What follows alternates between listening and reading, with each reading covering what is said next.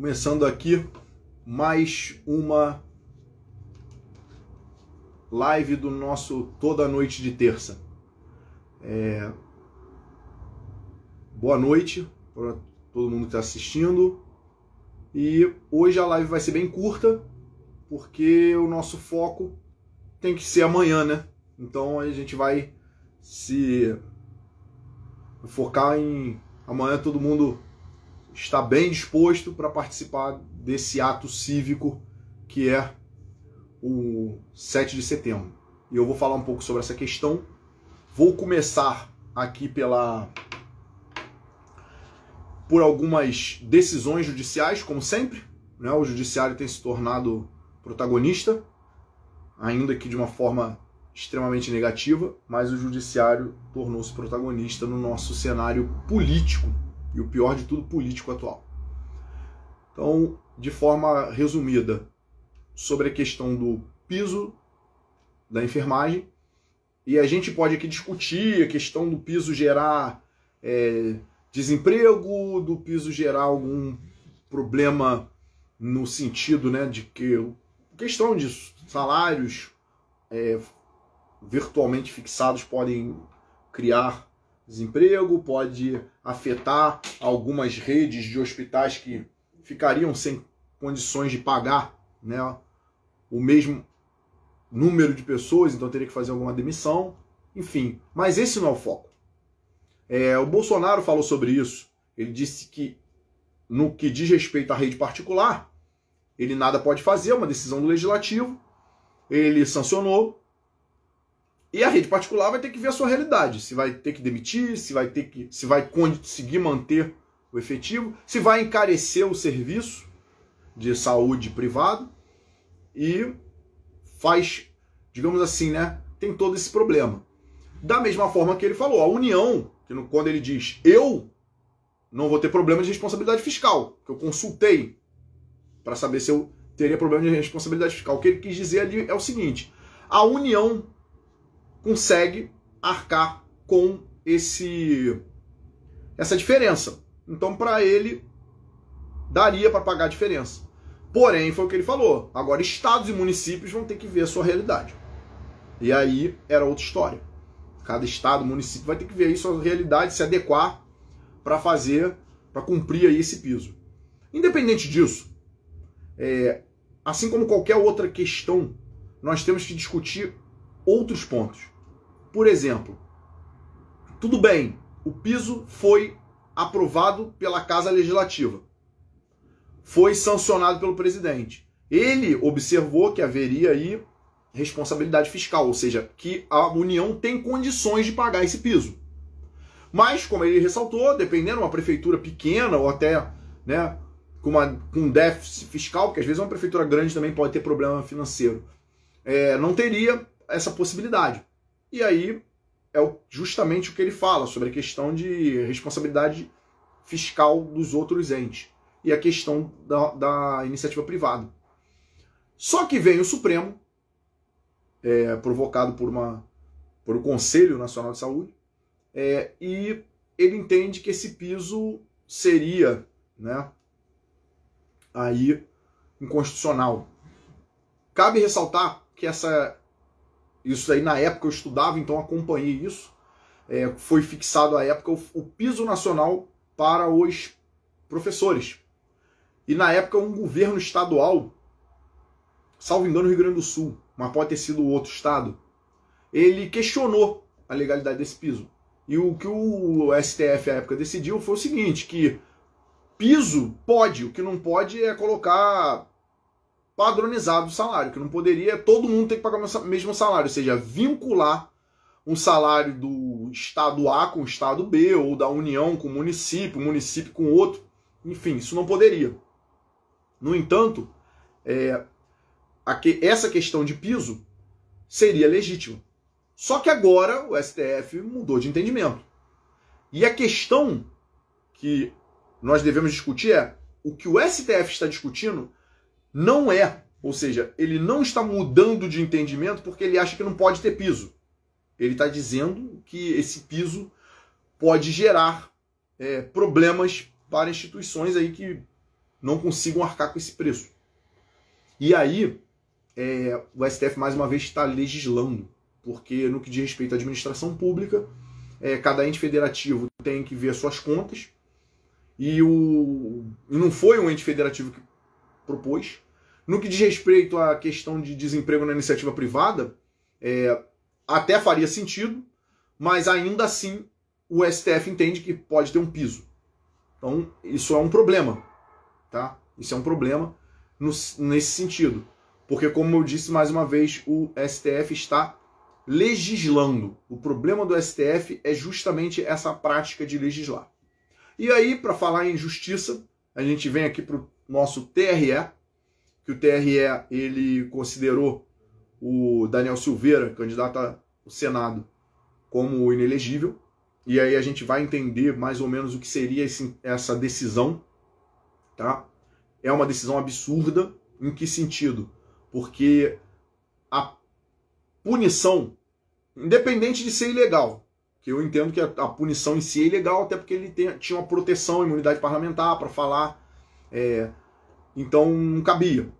E também foi julgado pela suposta vítima, enfim. Mas o que acontece é o seguinte: no final de tudo, o Supremo condenou o então deputado, e até hoje deputado, Daniel Silveira, aqui do Rio de Janeiro. E ele decidiu, com o partido dele, concorrer a uma vaga ao Senado. Até então, elegível.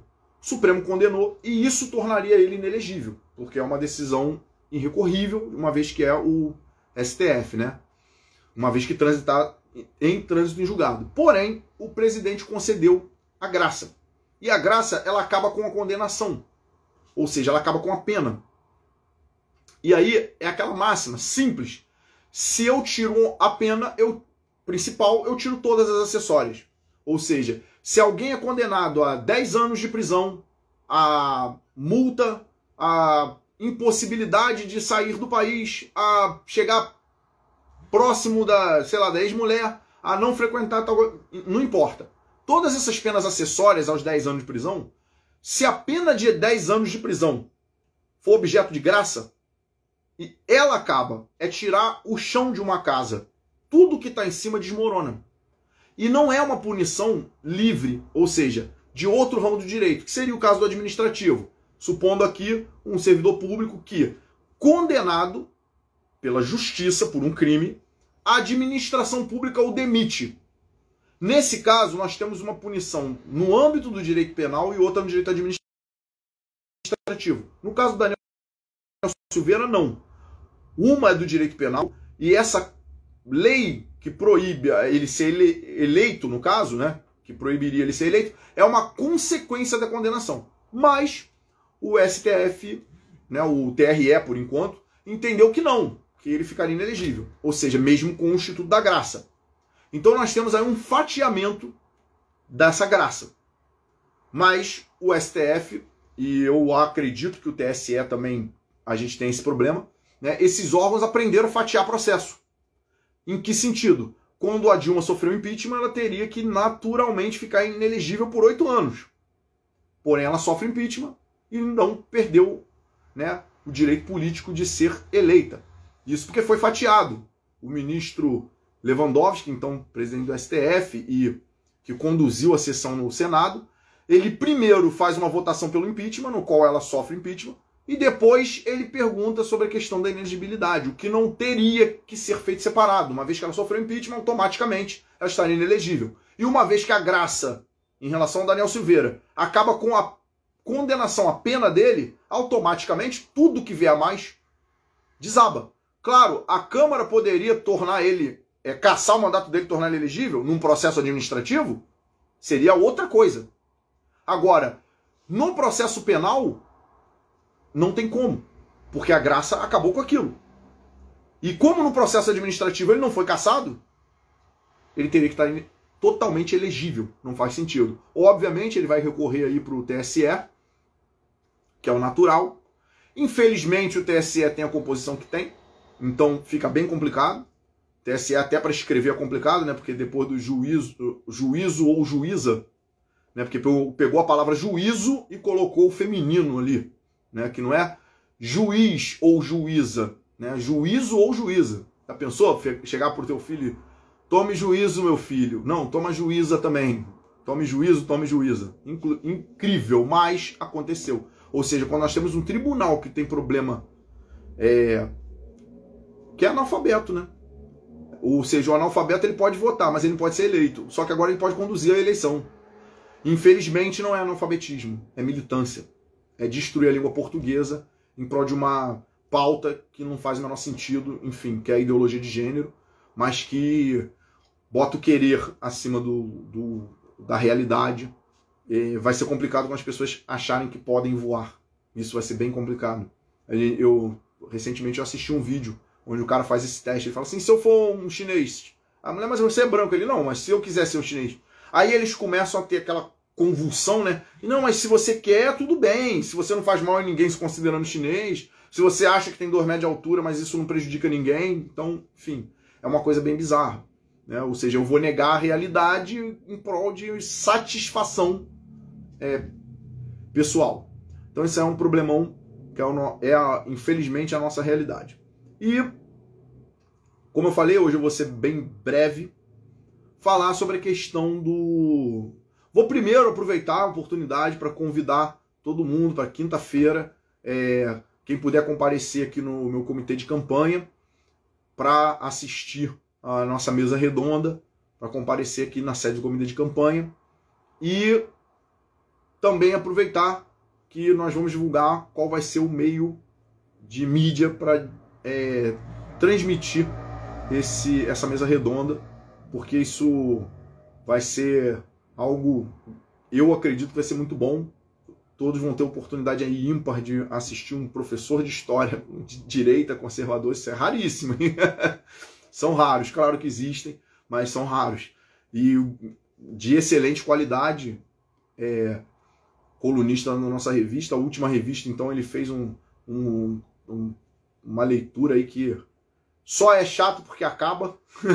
A única parte ruim de ler o texto dele é que ele acaba, infelizmente. Mas não tem problema não, próxima edição tá chegando aí, então o pessoal ficar tranquilo. E em relação ao 7 de setembro, e é por isso que eu serei breve, muita gente fala, mas não vai acontecer uma grande diferença e tal, e vai ser frustrante. Então eu vou aqui fazer uma análise mais profunda, tá? Sim, vai ter o 7 de setembro, espero que as ruas estejam lotadas, nas principais cidades, capitais principalmente, mas também nas grandes cidades. Aqui no Rio de Janeiro, nós teremos o desfile, né, das Forças Armadas aí, auxiliares, na parte da tarde, com a presença do Presidente da República, e na parte da manhã vai ser em Brasília.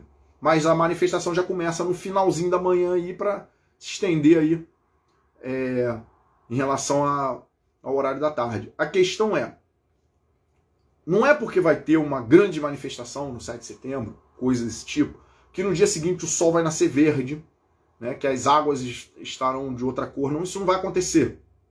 Tá? Não vai acontecer isso. O dia não vai virar noite, não é isso que vai acontecer. E também nós não teremos aí o que a esquerda tenta pregar, um golpe de Estado.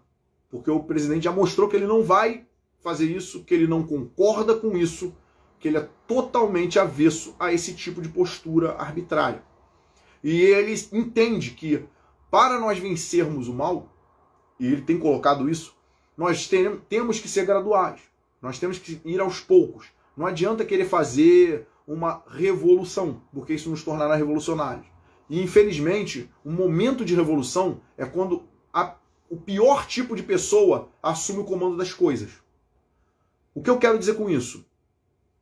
Quando nós temos aí uma Revolução Francesa, acaba o sentido da revolução, até poderia ter sentido ali. O monarca era um déspota e a gente precisava tirar ele, supondo. Mas justamente quem vai se destacar é aquele cara que não tem um limite para fazer determinadas ações. Ou seja, é aquele cara que está disposto a fazer o mal pelo poder. E ele acaba se destacando ali. Isso, em N casos aí, a história já se provou. Por conta disso, é importante que nós façamos a seguinte reflexão. Não dá para ter uma revolução. E não é isso que a gente busca. Nós procuramos a evolução. Hoje a gente tem uma sociedade degradada, destruída em valores. Não adianta a gente achar que em uma guerra civil as coisas vão se resolver. Porque a gente vai ter estragos, saques, coisas do tipo. Então, o que o presidente faz com esse movimento de 7 de setembro? Ele resgata esse movimento patriótico, ele une as pessoas e ele deixa claro, o povo está aqui. O povo quer. Nós vamos sim fazer o certo. Não vamos fazer nada de radical. Porém, o povo está aqui. Ou seja, aquilo que eu sempre falo, quando dizem que o presidente se aproximou do Centrão, é o contrário, o Centrão se aproximou dele. Porque quando os deputados viram que virar as costas para o Bolsonaro naquele 7 de setembro seria um suicídio político, eles se agarraram nele. Hoje a gente vê tantos políticos que sempre foram de esquerda ou centro, que hoje estão aí divulgando Bolsonaro. Bolsonaro por quê? Eles sabem que é uma sobrevida. Eles sabem que isso é necessidade.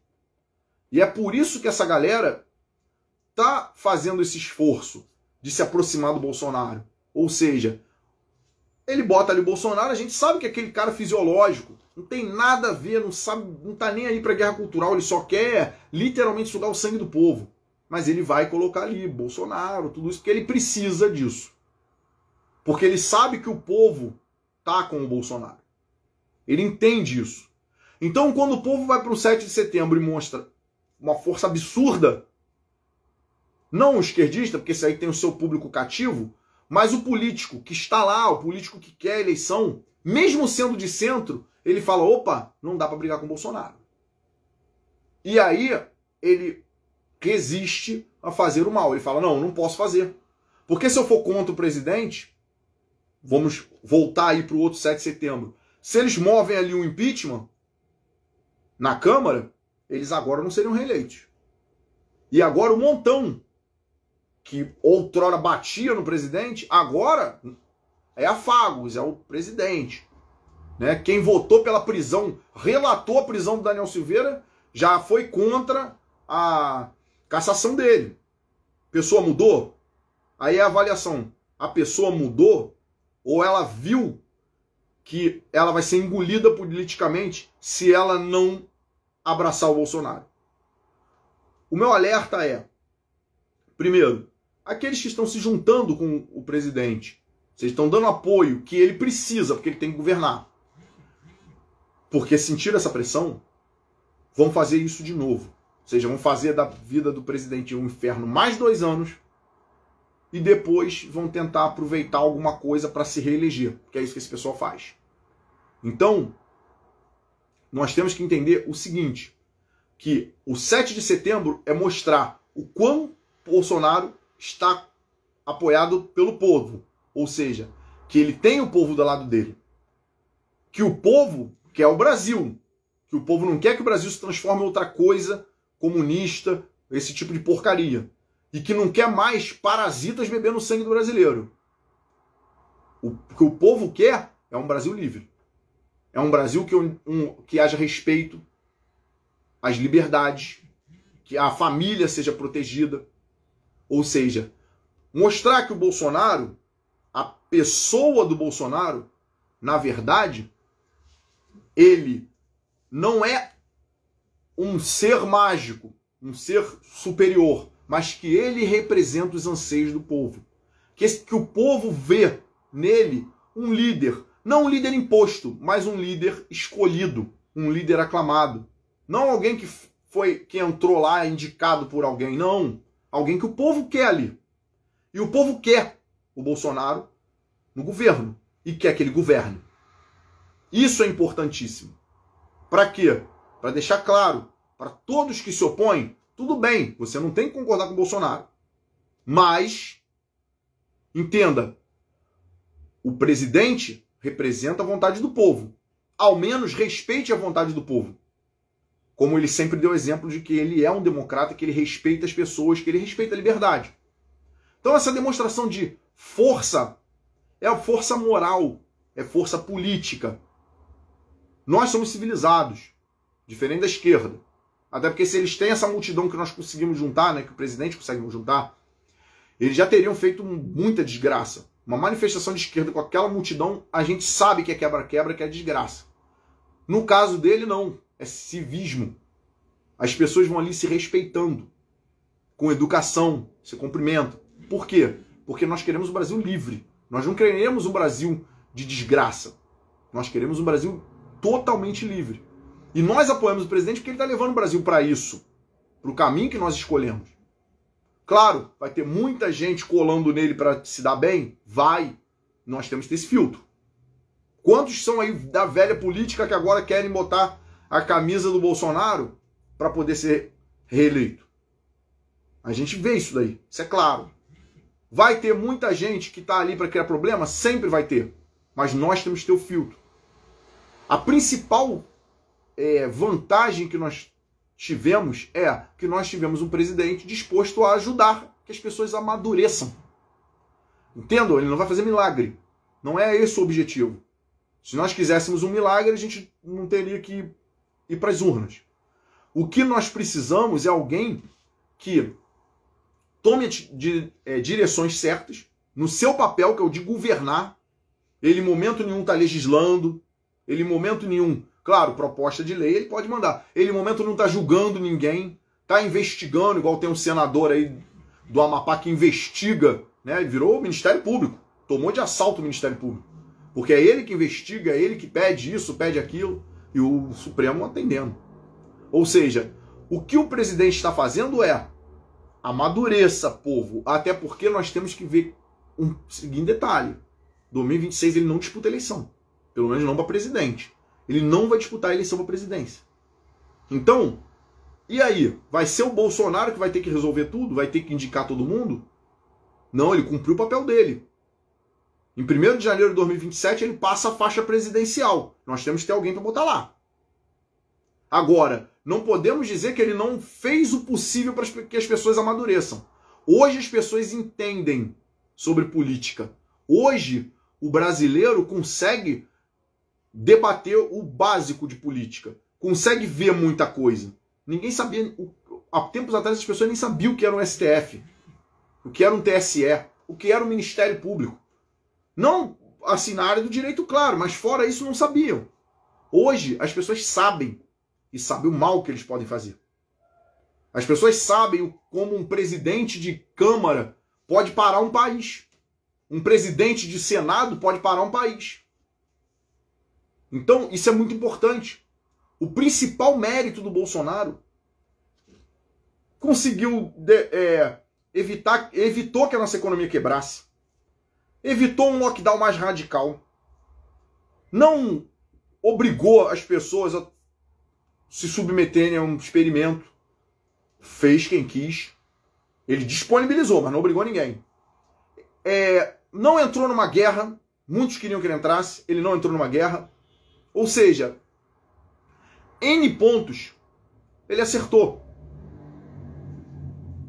A questão de infraestrutura, questão de... Até a questão cultural, porque ele limitou o valor. Ele não teve problema em relação a isso. Ele só limitou o valor. Ele não tirou de ninguém o apoio financeiro da captação de recursos para a cultura. Ele só falou até um limite. Porque se você quer fazer um evento bilionário, faça, mas não precisa de renúncia fiscal. A renúncia fiscal é para questões de menor porte agora, graças ao próprio presidente. Então, ele acertou em todos esses pontos. Mas, no meu ver, o maior mérito do governo Bolsonaro foi abrir os olhos do cidadão. Foi com que o cidadão começasse a enxergar, processo eleitoral é complicado, partido é complicado, a Câmara é importante, o Senado é importante, o Supremo é perigoso, importante também. Eu preciso saber quem está lá, a Justiça Eleitoral, N outros pontos que ele conseguiu abrir os olhos da população. Ou seja, o povo agora consegue entender muito do que são os rumos que determinadas escolhas nos levam. Então, é importante a gente entender isso. É importante que a gente vá ao 7 de setembro, que a gente saia de lá de alma lavada, que fez a sua parte sim, que mostrou que o povo tem um lado. E outra, que a gente saiba muito o que escolher em outubro.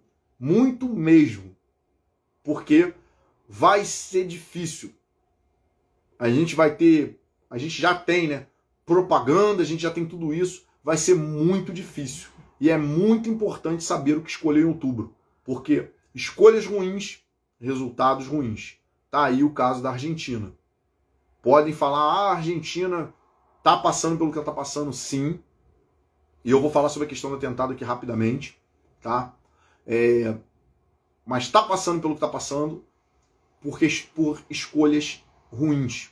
Ou seja, as péssimas escolhas dos argentinos levou a Argentina para onde ela tá.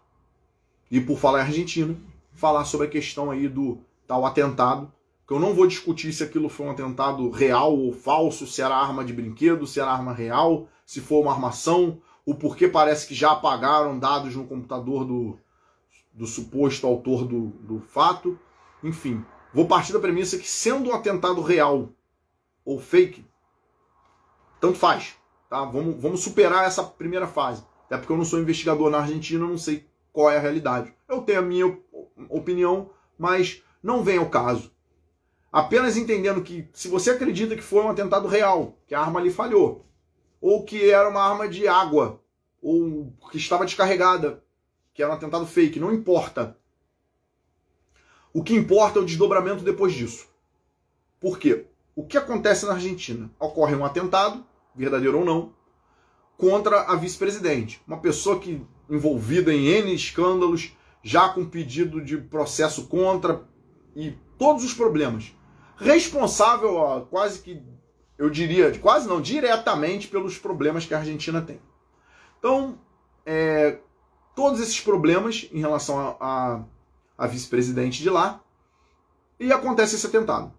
E aí, o que eu quero tratar aqui é o seguinte, é que rapidamente coloca-se, a narrativa daqui é a mesma, tá? A ideia de violência política. E aí eles falam o seguinte, violência política tem que acabar. Eu concordo. A violência política tem que acabar, tá? Debate com palavras mais incisivas não é violência, não. Tá? Isso aí não é violência política é violência real. Mas vamos lá, violência política tem que acabar. E qual é a solução que eles apontam para um suposto fim de violência política? Acabar com a polarização. Ou seja, se existe violência política é porque tem uma polarização. Dois lados e acaba existindo um atrito e gera violência. Até aí faz sentido. A violência política tem que acabar.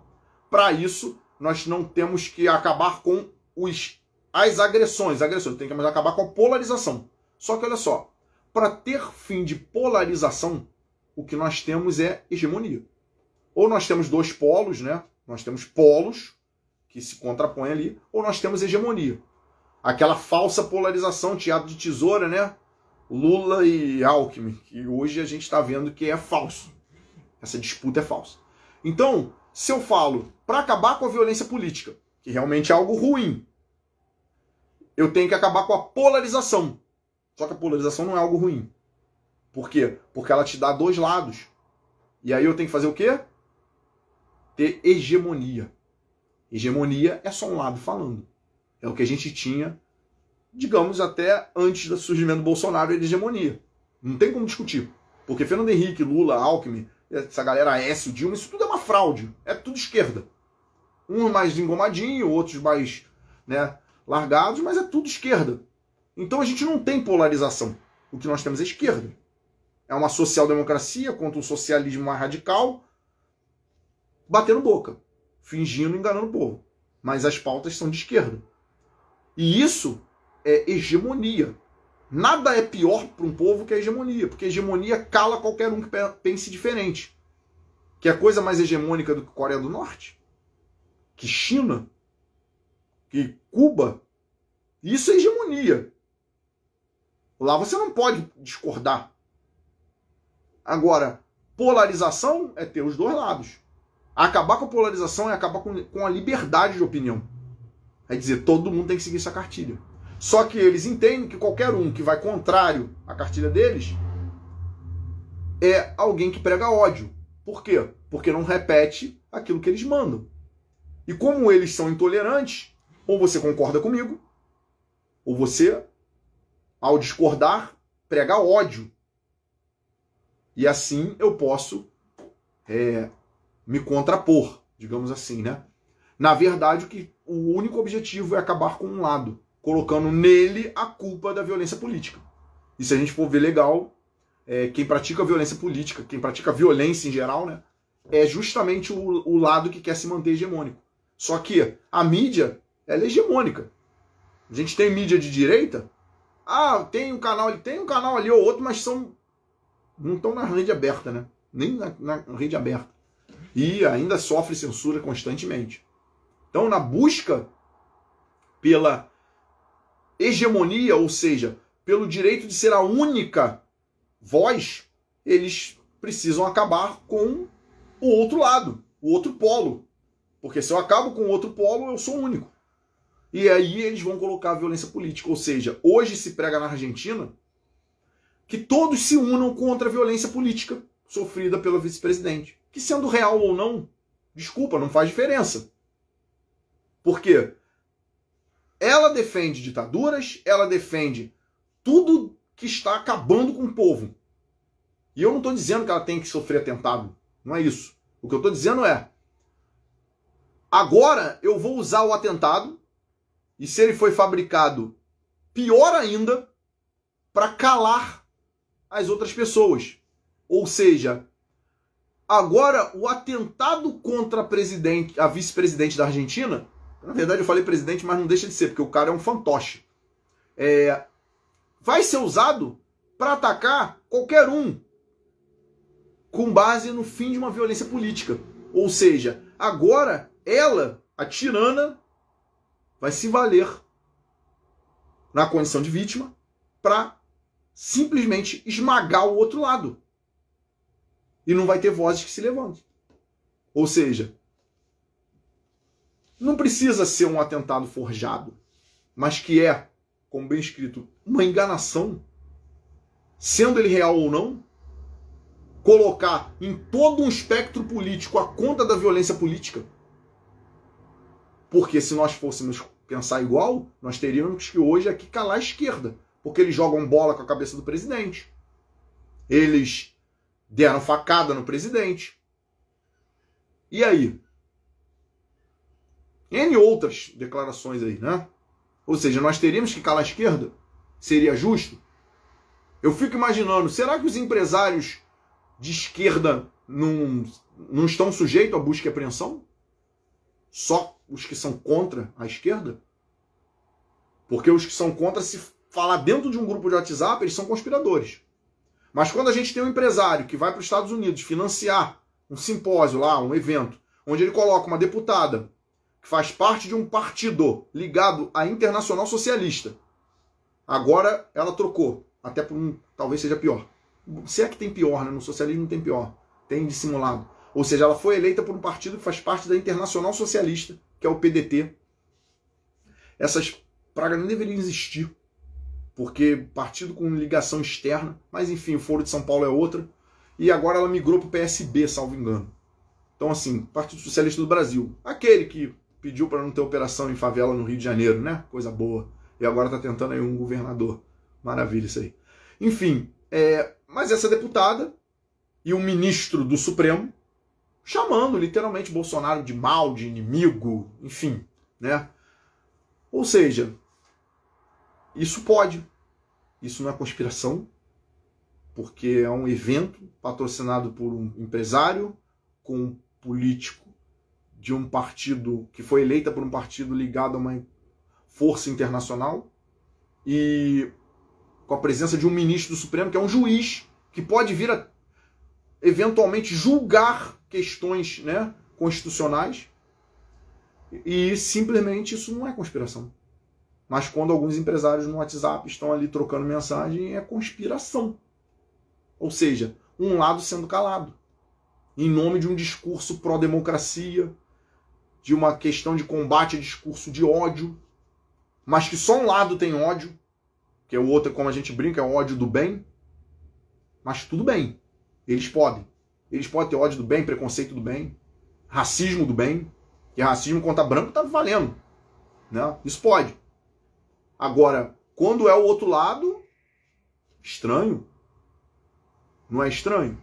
Porque é a busca da hegemonia. Não pode existir uma voz contrária. A voz contrária vai incomodar sempre. E esse é o problema. E esse é o perigo do que fizeram na Argentina. Colocaram, independente do atentado ter vindo de alguém que queria matá-la ou não, mas pegaram aquilo, trataram como violência política, é um discurso que está sendo falado aqui, e dali já começam a atacar o quê? A polarização. Para acabar com a polarização, só destruindo um polo. E quem é que a mídia vai dizer que é o polo que merece ser destruído? É o que propaga discurso de ódio.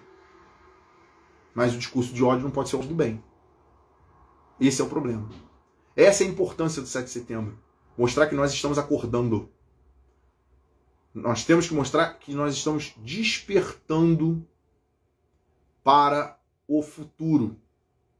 Que mesmo após o Bolsonaro, que eu espero com todas as forças que ele fique aí mais 4 anos, mas mesmo após dele, nós ainda estaremos de olhos abertos.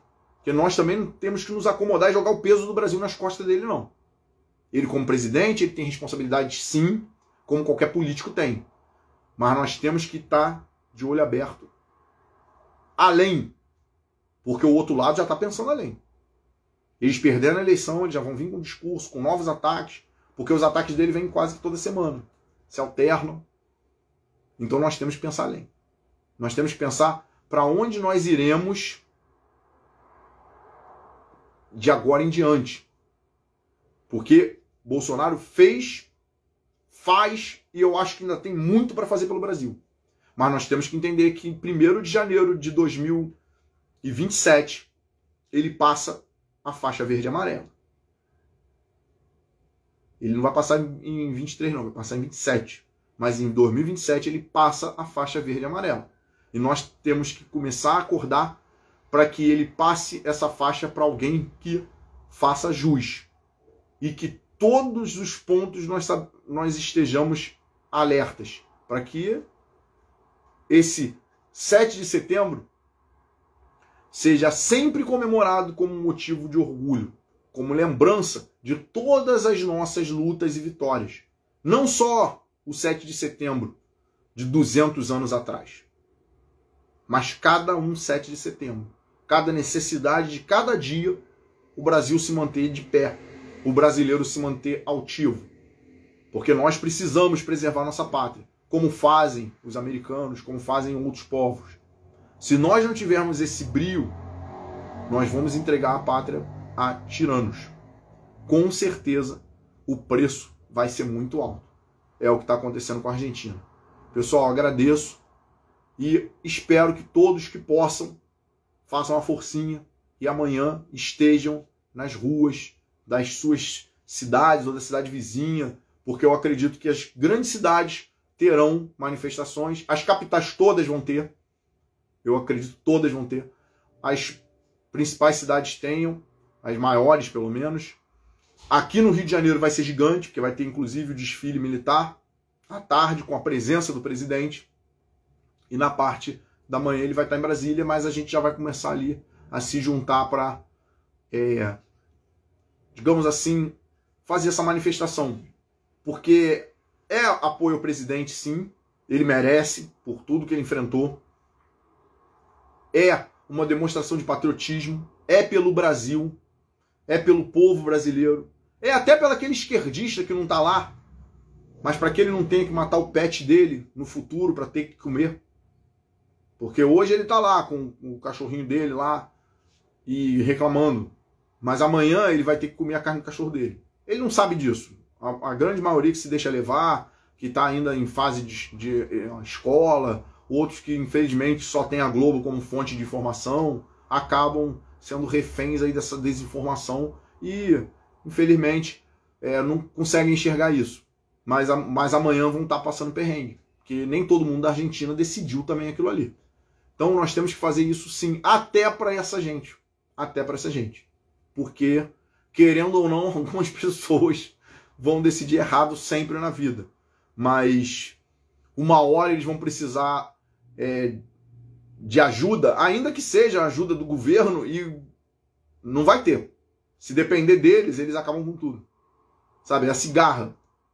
Come tudo, festeja, e depois vai precisar da formiga, né, para poder ter sequer o que comer. Então, para que a gente não siga o rumo aí de Venezuela, Argentina, e a gente está vendo que Chile e Colômbia estão indo para o mesmo lugar, para que a gente não siga esse rumo aí, nós precisamos sim mostrar essa força, nos empenhar pelo nosso país, porque o que eu falei não é só o presidente, é pelo país, é para despertar para frente, e até para os esquerdistas que são brasileiros e que, infelizmente, estão cavando um buraco no casco do próprio navio. Mas eles só vão enxergar quando eles estiverem morrendo afogados. O problema é que eles levam a gente. Então, vamos fazer o seguinte, vamos salvar o barco, ainda que com eles. É mais fácil nós salvarmos eles da loucura do que deixar eles levarem a gente pro buraco. Tá? Então amanhã, 7 de setembro, todos que puderem, devemos comparecer. Eu com certeza vou estar lá. E todo mundo que puder tem que fazer esse esforço aí. Quem não puder vai estar ali, digamos assim, né, moralmente acompanhando, que tem gente que vai estar trabalhando, vai ter gente que não vai poder mesmo. Mas vai estar ali acompanhando. É importante reconhecer as nossas Forças Armadas e até as polícias militares e o Corpo de Bombeiro, que também vão estar lá desfilando.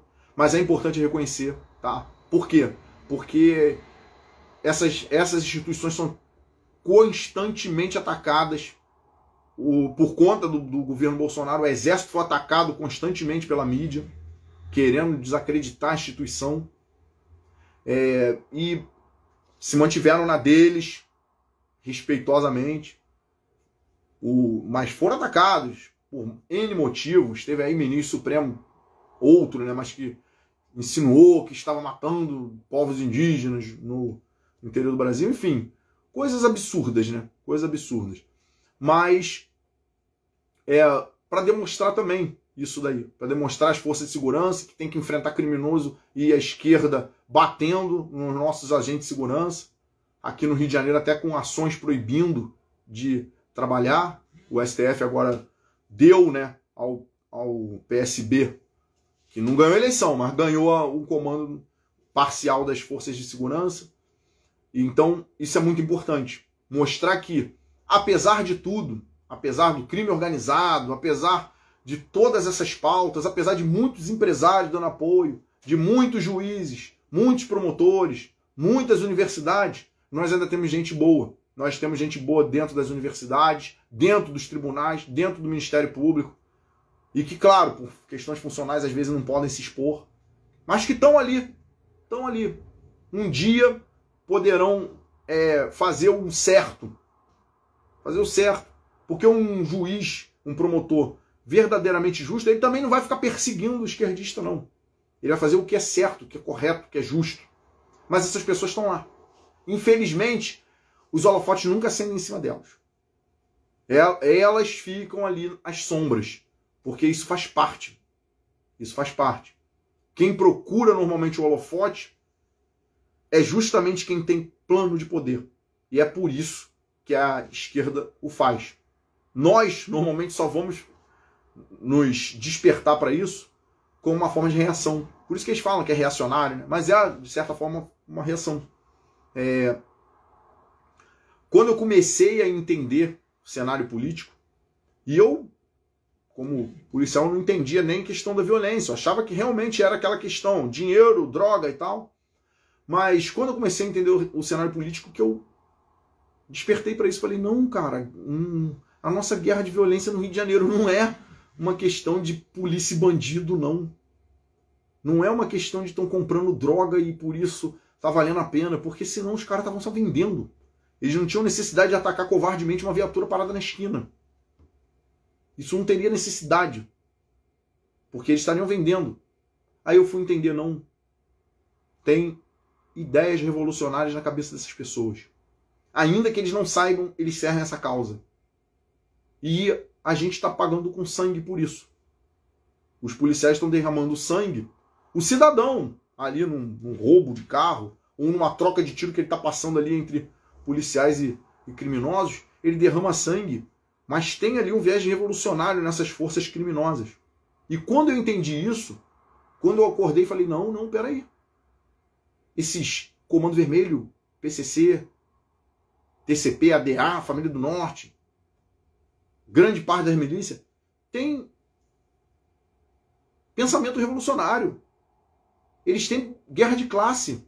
É o morro contra o asfalto, é nós contra eles, o outro é alemão, enfim. Eles têm guerra de classe. Eles pensam dessa forma. E foi ali que eu falei, não, a guerra tem que ir para outro lugar. A guerra não está na rua, não. A guerra está no ideológico. E quando eu vi isso, eu falei, não é por aí. Ou seja, até a minha busca política está ligada ao movimento de reação. Porque foi só quando eu entendi o que eles estavam fazendo que eu decidi buscar isso. Eu estou falando aqui no campo da segurança pública, porque tem no campo da educação, tem no campo de tudo isso, e eu também já enxerguei. Eu vejo que eles são, eu escrevi isso bem antigamente, que eles se comportam como uma hidra, né? Um monstro de várias cabeças. Aquela hidra da mitologia que o Hércules mata. Que é um monstro de várias cabeças. E quando você corta uma, a tendência natural é que apareçam outras. Porque quando você derruba um espectro da esquerda, eles aparecem com outra cara. E é normal isso. Às vezes até mais fácil. E nesse ponto é importante por quê? Porque o Hércules, ele tem a ajuda do primo dele, e enquanto ele corta a cabeça da hidra, o primo dele com uma tocha cauteriza. Ou seja, nós não temos que combater apenas aquela face do monstro. Nós temos que combatê-la e cauterizar, ou seja, cuidar para que não nasça de novo. Quando se fecha uma porta para a esquerda, nós temos que ter o cuidado de que ela não se abra novamente. Por exemplo, o Partido Democrata é intimamente ligado ao nascimento da Ku Klux Klan. Podem pesquisar. Inclusive, na abolição dos escravos nos Estados Unidos, o Partido Republicano vota totalmente a favor. E o Partido Democrata é quem vota contra, em parte. Alguns votam a favor. Então, assim, isso já foi algo que foi constantemente combatido. Esse ódio da Ku Klux Klan e tal. Só que aí o Partido Democrata é ligado ao Black Lives Matter. Ou seja, mudou a cara, mas é o mesmo monstro. Não há diferença comportamental. É ódio racial. Ambos têm a mesma visão. Ódio racial. Inclusive, vários vídeos onde se prega que as pessoas não devam se relacionar. E abertamente, tá? É uma coisa aberta. Onde as pessoas falam que o negro tá errado porque tá com a branca, ou a negra tá errada porque tá com o cara branco, e eles falam isso abertamente. Ou seja, é um racismo. Aí fala, não existe racismo reverso. Cara, se você tá pregando um ódio por conta de cor de pele, você é um doente nojento. Não me interessa qual cor de pele você está pregando ódio. Você, na minha visão, é um doente nojento. Seja um branco pregando ódio contra negro, seja um negro pregando ódio contra branco. Na minha visão, é um doente nojento. E é por isso que o racismo protege ambos. Ou seja, é por isso que racismo é um crime, sim, asqueroso. Mas porque ele é ódio por conta de questões, ou até etnia, não importa. A questão é, ninguém deveria poder fazer isso. Mas é comum. Não precisa fazer muito esforço, é comum. Declarações de ódio a branco. Então, sinceramente, eu não faço distinção do Black Lives Matter para a Ku Klux Klan. Não faço. Para mim é a mesma coisa. Mas como antifascista é fascista pra caramba, né? Todo antifascista se comporta como um fascista, porque na verdade o é. E por aí vai. Só que é justamente esse o problema. O problema é, se a gente começar a entender, nós vamos ver que esse monstro ele precisa ser não só cortar a cabeça, mas ser cauterizado. Senão ele cresce com outra cara e nada vai mudar. Ou seja, vai ser a mesma coisa. Essa é a importância, é entender isso. Ou seja, no nosso 7 de setembro, que todos 7 de setembro sejam assim. Que todos os próximos 7 de setembro, o povo se reúna para dizer: eu sou brasileiro, eu quero meu país livre. Eu quero meu país, o próprio nome diz, independente. Independente dessas forças estrangeiras, independente de decisões globalistas, independente de tudo isso. Isso é importante. Dizer que eu quero meu país livre e independente. Isso é essencial. Isso é essencial. Que esse seja... Vou colocar o segundo, porque nós tivemos o último, mas que esse seja o segundo de muitos. E além do Bolsonaro, que em 2027, quando o presidente for outro, porque como eu falei, ele passa a faixa em 1º de janeiro de 2027. Quando o presidente for outro, que a gente continue defendendo a nossa liberdade, a nossa independência. Pessoal, até amanhã para quem for, para quem não for também, uma boa noite, e quem puder, compareça, quem não puder, que esteja moralmente conosco, tá? Uma boa noite. Até terça-feira que vem tem mais.